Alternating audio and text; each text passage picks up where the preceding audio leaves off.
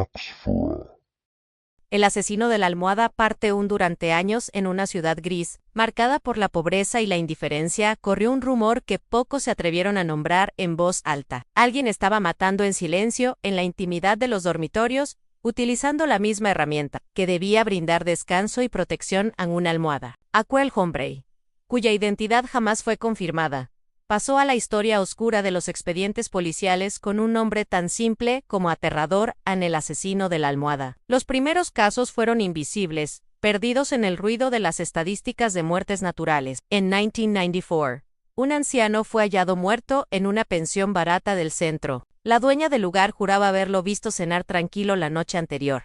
El médico dictaminó falla cardíaca. Nadie sospechó nada. Semanas después, en otro barrio, una mujer que alquilaba un cuarto fue encontrada muerta en su cama, sin señales de violencia. El diagnóstico fue el mismo: un paro respiratorio. Cuando ocurrió una tercera vez, en circunstancias idénticas, el expediente seguía sin despertar alarma. Eran pobres, eran solitarios, eran prescindibles a los ojos de la ciudad. El primero en notar las irregularidades fue el doctor Mario Pizarro, forense veterano con más de 30 años de oficio. Observó que las víctimas tenían pequeñas hemorragias en los capilares de los ojos y marcas sutiles en el rostro, como si algo blando hubiera presionado contra ellos. No era un infarto, no era asma, era asfixia. Pizarro escribió su informe con seriedad, pero sus superiores lo ignoraron. Son muertes comunes, no invente fantasmas. Con el tiempo, sus sospechas se confirmaron.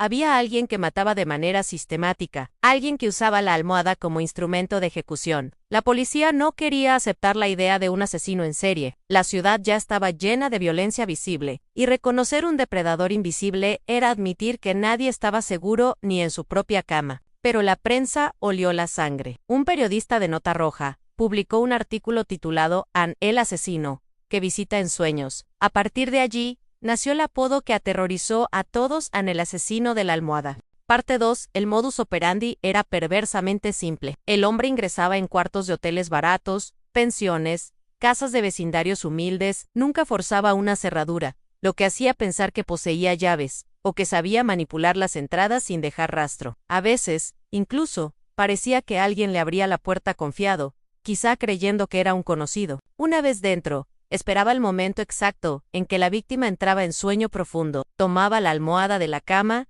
y la presionaba contra el rostro hasta extinguir la vida. No había gritos, no había disparos ni cuchillos, solo un silencio prolongado. Después acomodaba el cuerpo, dejaba la habitación intacta y desaparecía. El rastro que dejaba era casi imperceptible, salvo por los detalles que los forenses más meticulosos empezaron a notar: uñas rotas con fibras de tela, labios resecos por la falta de aire, y esa expresión final en los ojos abiertos como si hubieran despertado al horror en el último segundo. Entre 1994 y 2002, se le atribuyeron al menos 22 muertes en la ciudad, aunque algunos investigadores creen que pudieron ser más de 50, pues muchas fueron catalogadas oficialmente como muertes habita. La mayoría de sus víctimas eran invisibles para la sociedad: ancianos abandonados, trabajadores de oficios precarios, mujeres solas en habitaciones de alquiler, personas que no tenían quien reclamara justicia. En 2001, ocurrió algo que cambió el rumbo de la investigación. Una mujer de 34 años, camarera de bar, logró sobrevivir. Dijo que despertó con una presión insoportable en el rostro, y que alcanzó a ver una silueta masculina inclinada sobre ella. Intentó gritar, pero el sonido se ahogaba bajo la tela. Arañó desesperada, sintiendo piel bajo sus uñas. El hombre retrocedió apenas lo suficiente para que ella pudiera inhalar aire y soltar un alarido. Cuando los vecinos irrumpieron en la habitación, el agresor ya había desaparecido. No se supo cómo escapó sin ser visto. El testimonio de aquella mujer permitió confirmar que no era un mito.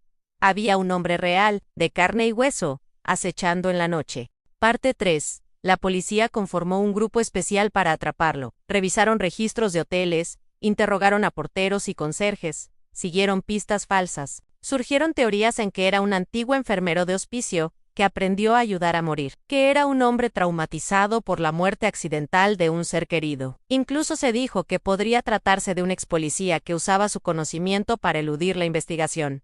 Ninguna hipótesis pudo probarse. La prensa alimentó el terror. Los titulares hablaban de un espectro que se deslizaba en los dormitorios. El fantasma de la almohada lo llamaban algunos. Hubo noches en las que las familias dormían todas juntas en una misma cama, creyendo que la compañía era un escudo. Otros colocaban objetos pesados sobre las almohadas o las guardaban en armarios, como si eso pudiera alejar el peligro. Los últimos casos confirmados ocurrieron en 2007, a un pensionado apareció muerto en su cama. En un edificio con cámaras de seguridad, revisaron las grabaciones, en ninguna mostraba al asesino entrando o saliendo. El expediente concluyó con un silencio perturbador. ¿Había muerto el asesino?